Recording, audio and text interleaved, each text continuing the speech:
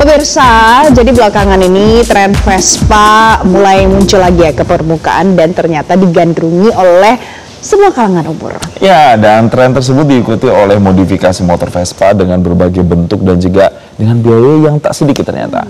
Nah, karena itu jurnalis senior Medcom.id Garuda akan mengajak Anda untuk menggerebek bengkel tempat modifikasi motor Vespa yang berada di kawasan Joglo, Jakarta Barat. Dan berikut liputannya dalam segmen Auto Gear berikut ini. Nyampe juga ini di bengkel.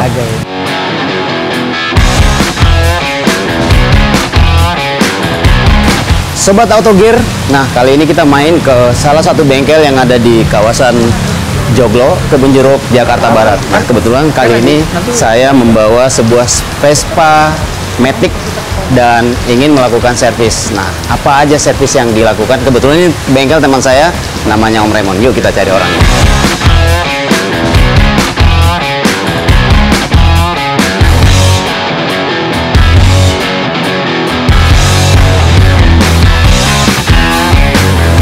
Ya, Sobat Auto Gear, sekarang kita udah ada di dalam bengkelnya Om Raymond. Ini dia nih orangnya nih, kayaknya lagi sibuk dia. Om Raymond, apa kabar? Halo. Waduh, udah berapa tahun kita nggak ketemu ya? Wah, sejauh mata memandang sih udah bertahun-tahun ya. Jadi ini bengkelnya Om Raymond, ini lagi ngerjain apa nih Om? Ini kebetulan kita lagi mau servis CVT, ya biasalah kendalanya Vespa ya, servis CVT dan segala macam dengan permasalahannya masing-masing. Nah, ini saya kebetulan lagi bawa skuter Matic. Oke. Apakah bisa di eksekusi? Bisa banget dong.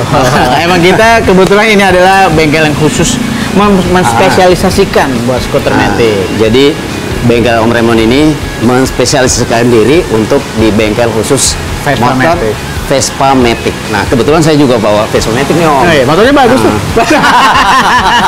Kayak pernah lihat kan? Kayak pernah lihat.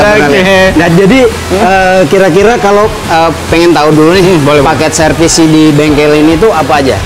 Sebenarnya kita ada beberapa paketan nih. Jadi paketan yang sebisa mungkin kita bikin tuh buat memenuhi kebutuhan para pengendara Vespa gitu kan. Jadi makanya ada paket ekonomis, ada paket kita namanya ekonomis tuh karena itu yang paling memfasilitasi kebutuhan para pengguna Vespa gitu. Itu start dari ada yang buat 2V itu 255, ada yang buat 3V 350. Itu udah termasuk servis CVT, oli mesin, oli gardan, injector cleaner.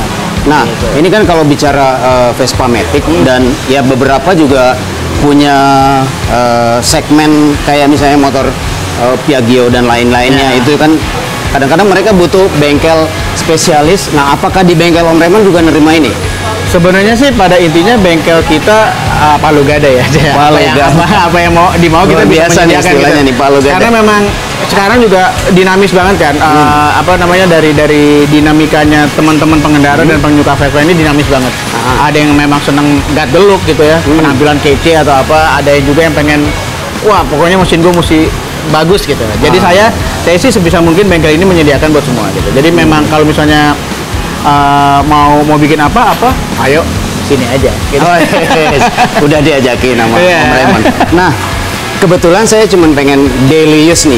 Nah, apakah itu ada paket spesialnya juga untuk daily use dan kira-kira bagian apa aja yang disentuh Om Raymond untuk paket daily use? Apakah cuma kirian? Istilah kirian ini kita juga berlakukan ya buat semua Matic ya, motor Matic, karena kirian itu artinya di bagian kirinya motor Matic itu ada sistem transmisi yang namanya CVT dan beberapa komponen di dalamnya juga perlu diservis. Nah, ini seperti apa Om? Kalau ngomong daily use ya, daily use harian sebenarnya mungkin sedikit banyak teman-teman pengendara Vespa masih tahu gitu.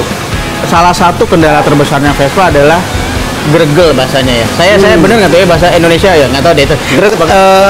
Geter. Bagian CVT-nya geter. Jadi memang kalau daily use kita menitik beratkan sebenarnya adalah penanganan di masalah CVT tersebut. Apakah itu penggantian atau permajaan roller, belt, mungkin juga per torsi dan per kopling gitu ya. Selain ya pasti kita mesti concern juga masalah oli gitu ya, karena memang Vespa juga cenderung mesinnya lumayan panas dibandingkan dengan beberapa teman-teman sekelasnya gitu. Jadi oli itu sangat penting. Nah, saya juga ngeliat dua motor nih Om. Ya. Ada yang biru, ada yang merah. Nah ini ada dua tipe berarti ya. Dua tipe Karena ini. kalau ngelihat apa namanya lebarnya, dimensinya, ketinggiannya ini beda nih kayaknya nih Om. Beda-beda. Nah. Jadi kebetulan ini ada dua versi tipe Vespa. Ini yang versi tipenya GTS. Kebetulan ini GTS 150 ya. GTS juga ada beberapa cc nih. Iya. Nah, ya, Ini yang 150. ini 150 cc. Yang ini 150 juga. Ini 150 juga tapi sprint. Yang sprint, beda tipe ya. Beda tipe. Nah, kalau yang merah ini apa aja yang diubah Om? Ini kalau buat penampilan paling banyak sih. Kalau buat penampilan kita ada beberapa penggantian part. Mungkin bisa langsung kelihatan dari spion. Spion, Spion terus ini ganti, kita pakai aftermarket. Lalu ada brake lever, brake lever, hand grip. Lalu mungkin teman-teman juga bisa ngelihat ini speedometernya pakai digital ganti ya. oh Ya, oke. SIP itu. Lalu lampu sen. Lampu sen. Ini LED Om? Ini LED nih. Udah LED ya? Lagi-lagi kekinian sekarang LED ya. Kekinian. Kayaknya banyak banget itu. Nah ini salah satu yang menarik kayaknya ini bukan part bawaan nih. Iya, jadi kebetulan ini adalah jok original varian versi Italia. Ada GTV namanya, itu memang tipenya klasik. Dia sistem lampunya ada di bawah gitu ya. Oh, oke. Jadi memang ini klasik, sedikit mengambil nuansa dari Vespa klasik ya. Mungkin kalau Nuansa teman-teman tahu Vespa Vespa klasik yang Iya, iya, terpisah. iya, yang agak lebar Nah, ya. kebetulan ini pakai joknya si GTV ini nih. Oh. Gitu lah ya. GTV. Harganya berapa Om? Aduh, ini enak ya ngejodohin aku ya. Nah, kalau kita bicara soal kita untuk modifikasi sebuah Vespa Matic, ini kira-kira budgetnya itu mulai dari rentang berapa ke rentang berapa Om? Kita mau ngomongin modifikasi mesin atau body nih? Semuanya, kalau mesin berapa? Kalau mesin sebenarnya kalau misalnya mau balik lagi ke kebutuhan ya, balik lagi kalau kebutuhannya adalah daily use dengan yang penting motor enak, power nggak loss di tengah gitu ya. Kalau kita ngomong teknis, Ya. mungkin bisa start dari 5-an. 5 jutaan ya? Ya, 5-an itu Nah, udah lumayan. Kalau untuk tampilan, Tampilan yang ngeri nih kita ngeri ya. Iya, jadi tampilan sebenarnya kalau ngomongin budget tadi udah ngobrol-ngobrol ya, sebenarnya budget tak terbatas. Tapi mungkin kalau misalnya untuk dapat look yang enak gitu ya, kita cukup ya lumayan lah. Mungkin sekitar start dari harusnya di atas 10 lah ya. di atas 10 juta. Iya, dengan Khusus asuh untuk Vespa Matic tipe tipe GTS dan mungkin tipe lainnya ya. Karena kalau kita baru ngomongin di kaki-kaki velg aja paling murah startnya dari 4 udah. jadi velg juga berbeda harganya. Iya. Terus yang part-part yang ditempelkan Part-part di sini lain, juga iya. tuh pasti akan berbeda-beda Betul. sesuai dengan merek aftermarket yang digunakan. aftermarket banyak banget sekarang dan juga mungkin kebutuhan dan selera pengguna ya. Karena kan ada yang memang maunya apa nih, racing look, oke, main-main karbon, main-main apa ya segala macam, warna-warnanya mungkin yang lebih gahar gitu kan. Iya, iya. Tapi mungkin mau main klasik kayak ini sebenarnya semi klasik ya, karena Oh, oke. jok kulit terus catnya walaupun merah gini juga kombinasinya sama chrome dan segala macam.